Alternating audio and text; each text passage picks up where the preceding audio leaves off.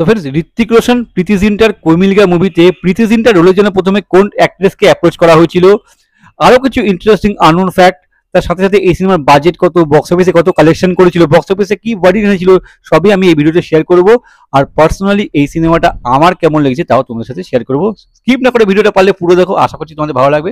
আর ভালো লাগলে একটা লাইক অবশ্যই করে দিয়ে যেও। So friends, welcome back to my channel. আজ হচ্ছে 8 আগস্ট 2025, শুক্রবার।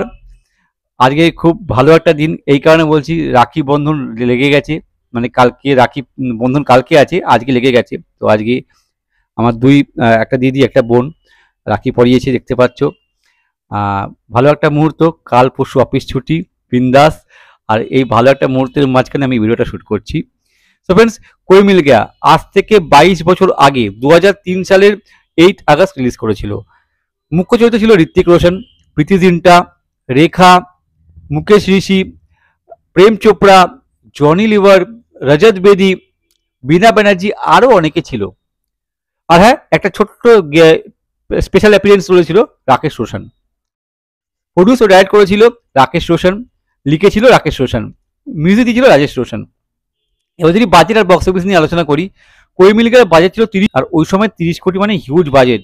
সো ফ্রেন্ডস, প্রথম দিন বক্স অফিসে কালেকশন করেছিল 2,25,00,000 টাকা, আর প্রথম উইকে শেষে কালেকশন ছিল 12,90,00,000। আর এই মুভিটার overall net India life time collection ছিল 48 কোটি, বক্স অফিসে সুপারহিট হয়েছিল। স্ক্রিনশট দেওয়া আছে, পজ করে ডেটা চেক করতে পারো। এবার যদি আমার পার্সোনাল রিভিউ শেয়ার করি, এক কথাই বলবো আউটস্ট্যান্ডিং। খুব সুন্দর একটা সিনেমা, খুব ভালো একটা সিনেমা, আমার ব্যাপক লাগে। অনেকবার দেখেছি, বারবার দেখেও মন ভরে না। এত তো ভালো ভালো মুহূর্ত আছে সিনেমাটার মধ্যে যে দেখতে বেশ ভালো লাগে। সবার জন্য এই সিনেমাটা, মানে বাচ্চাদের তো ভালো লাগবেই, বাচ্চা থেকে বয়স্ক প্রত্যেকের জন্য সিনেমাটা বানানো হয়েছে, প্রত্যেকের ভালো লাগবে। এই সিনেমাটা প্রত্যেকের দেখা উচিত। আমার তো ব্যাপক লেগেছে সিনেমাটা। যদি গল্পটা একটু করে শেয়ার করি, এখানে রোহিত যে ক্যারেক্টারটা প্লে করছে ঋত্বিক রোশন, সে কসৌলিতে থাকে তার মাকে নিয়ে। তার মায়ের চরিত্রে রেখা, সে একটা অ্যাডাল্ট নর্মাল একটা ইয়ং ছেলে, কিন্তু তার মানসিক বিকাশ হয় না। মানসিকভাবে একটা বাচ্চাদের সাথে ঘুরে ফিরে বেড়ায়, নিচু ক্লাসে পড়ে। কারণ তার সাথে একটা হাদসা হয়েছিল তার জন্মের সময়, একটা ব্যাক স্টোরিতে, সেটা আমি বেশি কিছু বলছি না। মানে তার বাবা ছিল হচ্ছে রাকেশ রোশন, যে পার্টটা প্লে করছে, একটা ইঞ্জিনিয়ার, মানে সে স্পেস নিয়ে রিসার্চ করতো, মানে একটা সফটওয়্যার বানিয়েছিল, সেটা বিভিন্ন স্পেসে সিগন্যাল পাঠাতো। এবার ঘটনাক্রমে একবার তার সিগন্যাল পৌঁছে যায়, সে সাকসেসফুল হয়ে যায়। কিন্তু যখন সে রিসার্চ সেন্টারে গিয়ে বিজ্ঞানীদের সাথে কনসাল্ট করে, কিন্তু কেউ তার কথা বিশ্বাস করে না, হাসি মজাকে উড়িয়ে যায়। ওই সময় অ্যাক্সিডেন্ট হয়। তারপর থেকেই ঋত্বিক রোশনের এই অবস্থা। এবার ঘটনাক্রমে সেই পাহাড়ি এলাকায় আসে হচ্ছে নিশা, যে পার্টটা প্লে করছে প্রীতি জিন্টা।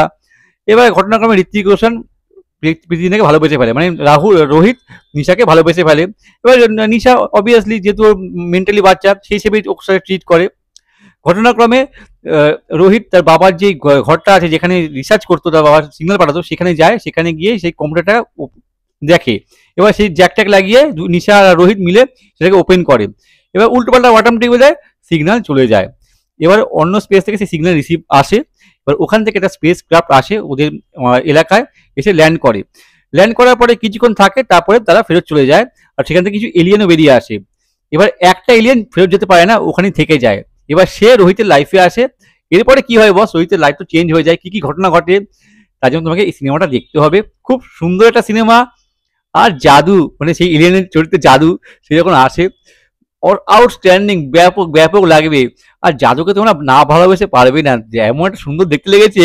ওই এলিয়েনটাকে খুব সুন্দর করেছে, ব্যাপক লেগেছে দেখতে। জাদুকে তোমরা ভালোবেসে ফেলবে, মানে জাদুকে নিয়ে নিজের কাছে রেখে দাও, এরকম ব্যাপার ব্যাপক। আর যে যে মুহূর্তগুলো আছে, ম্যাজিক হয়, দেখতে বেশ ভালো লাগে। তারপর ঋত্বিক রোশন আস্তে আস্তে নর্মাল মুডে চলে আসে, নর্মাল ইসে চলে আসে। ওই যে জিনিসপত্রগুলো ছিল সিনেমায় বেশ ভালো ছিল, গানগুলো খুব সুন্দর। এবার যদি পারফরমেন্সের প্রসঙ্গে আসি, ঋত্বিক রোশন এক কথায় অসাধারণ, আউটস্ট্যান্ডিং পারফরমেন্স। মানে ওই বাচ্চা রোলটা করবার ওই হাব ভাব, চালচলন, কথা বলার ধরন, ওটা কিন্তু করার চারটিখানি ব্যাপার না, কিন্তু খুব ইজি না। দেখতে হয়তো ইজি লাগছে, কিন্তু ইজি না। আর সেটাকে ঋত্বিক রোশন খুব সুন্দরভাবে ব্যাপকভাবে করেছে, আউটস্ট্যান্ডিং। এই জন্য তো সব অ্যাওয়ার্ড নিয়ে গেছে ঋত্বিক রোশন বছরে। Outstanding performance by Hrithik Roshan. Preity Zinta ভালো কাজ করেছে, দেখতে খুব সুন্দর লেগেছে। ঋত্বিক রোশনের সঙ্গে প্রীতি জিন্টার কেমিস্ট্রি বেশ ভালো ছিল এই সিনেমাতে। ঋত্বিক রোশনের মায়ের চরিত্রে রেখা ছিল, ভালো কাজ করেছে। আরও যারা যারা ছিল নিয়ে নিয়ে জায়গায় ভালো কাজ করেছে। জয়নি লিভার ভাসিয়েছে, ভালো কমেডি করেছে। আর জাদু, জাদু মনের মধ্যে জায়গা করে নেয়। সব মিলিয়ে ভালো একটা মুভি। না দেখে থাকলে বইটা দেখো বস তোমরা, আমি জানি অনেকে দেখে নিয়েছো, তবুও বলবো যদি না দেখে থাকো এই সিনেমাটা মিস করো না, সকলকে নিয়ে দেখবার মতো সিনেমা, প্রত্যেকের ভালো লাগবে। এবার কিছু ইন্টারেস্টিং আননোন ফ্যাক্ট। এই সিনেমাটার টাইটেল প্রথমে রাখা হয়েছিল কোই আপ জैसा, কোই আপ সা, কোই তুমসা নেহি, কিসা জাদু কা, কিন্তু ফাইনালি কোই মিল গয়া রাখা হয়েছে। এই সিনেমাতে ঋত্বিক রোশনের অপোজিটে ছিল প্রীতি জিন্টা, কিন্তু এই রোলটার জন্য প্রথমে ঐশ্বরিয়া রায়কে অফার করা হয়েছিল, কিন্তু কোনো কারণবশত ঐশ্বরিয়া রায় এই রোলটা করতে পারেনি, ফাইনালি প্রীতি জিন্টা এই সিনেমাতে কাস্ট হয়। ইভেন এই সিনেমাতে ঋত্বিক রোশনের বাবা চরিত্রে ছিল রাকেশ রোশন, ওই ছোট রোলটার জন্য প্রথমে অনিল কাপুর, ঋষি কাপুরকেও অফার করা হয়েছিল, কিন্তু রোলটা ছোট হওয়ার জন্য কেউ রোলটা করতে রাজি হয়নি, ফাইনালি রাকেশ রোশন নিজেই ওই পার্টটা প্লে করে। ওই সময় ঋত্বিকের খুব খারাপ ফেস চলছিল, মানে রাকেশ রোশন ঋত্বিককে লঞ্চ করেছিল কাহনা প্যারে দিয়ে, প্রথম সিনেমাতেই ঋত্বিক সুপারস্টার হয়ে গিয়েছিল, তারপরেও বেশ কয়েকটা সিনেমায় ঋত্বিক সাফল্য পেয়েছিল, কিন্তু এটা মাল্টি স্টার কাস্ট ছিল, মিশন কাশ্মীর, ফিজাও চলেছিল মোটামুটি, কাবি খুশি কাবি গাম, কিন্তু তারপর থেকে ঋত্বিকের একের পর এক ফিল্ম ফ্লপ করতে থাকে, মানে নাম করা ব্যানারদের সাথে কাজ করেছে ঋত্বিক, মানে ইয়াশ রাজের মুর্শি দোস্তিকারও কি ফ্লপ করে যায়, রাজশ্রী প্রোডাকশনে ম্যাপ প্রেম কি দিবানি ফ্লপ করে যায়, না তুমি যেন নাম ফ্লপ, আপ মুঝে अच्छे लगने लगे ফ্লপ, মানে সব ঋত্বিক ওই একেবারে ফ্লপ হতে থাকে। মানে ঋত্বিকের ক্যারিয়ার প্রায় শেষের দিকে, মানে একদম ডুবছে ঋত্বিক, ওই সময় রাকেশ রোশন কোই মিল গয়া দিয়ে ঋত্বিককে আবার সুপারস্টার বানিয়ে দেয়, মানে বাবার হাত ধরে ঋত্বিক আবার কাম হয়, আর তারপর থেকে ঋত্বিককে আর কখনো পিছনে ফিরে তাকাতে হয়নি। যদি ভাবি যদি এই সিনেমাটা যদি না আসতো বা এই সিনেমাটি না চলতো, তাহলে ঋত্বিক রোশন আজকে যে জায়গায় দাঁড়িয়ে আছে সেই জায়গায় দাঁড়াতে পারতো না, কবে হারিয়ে যেত। কিন্তু বাবা কোনো সময় তার ছেলেকে ডুবতে দেয় না, বাবাই ছেলেকে সুপারস্টার বানিয়েছে, আবার ছেলে যখন পতন হচ্ছিল তখন বাবাই আবার ছেলেকে তুলে নিয়ে এসে আবার সুপারস্টার বানিয়ে দিয়েছে। Hats off Rakesh Roshan. তো ফ্রেন্ডস, যদি ভিডিওটা ভালো লাগে তাহলে লাইক করো, শেয়ার করো, চ্যানেলে নতুন করে সাবস্ক্রাইব করতে পারো, যদি কোনো সিনেমার সম্পর্কে জানতে চাও তো আমাকে কমেন্ট করে পাঠাও, আমি চেষ্টা করবো সেই সিনেমার সম্পর্কে ভিডিও বানাবার আর তোমাদের সকলের সাথে শেয়ার করবার জন্য। ততক্ষণের জন্য বিরতি নেবো, তোমরা প্রত্যেক ভালো থাকো, tata bye, Jai Hind, take care and stay cool man.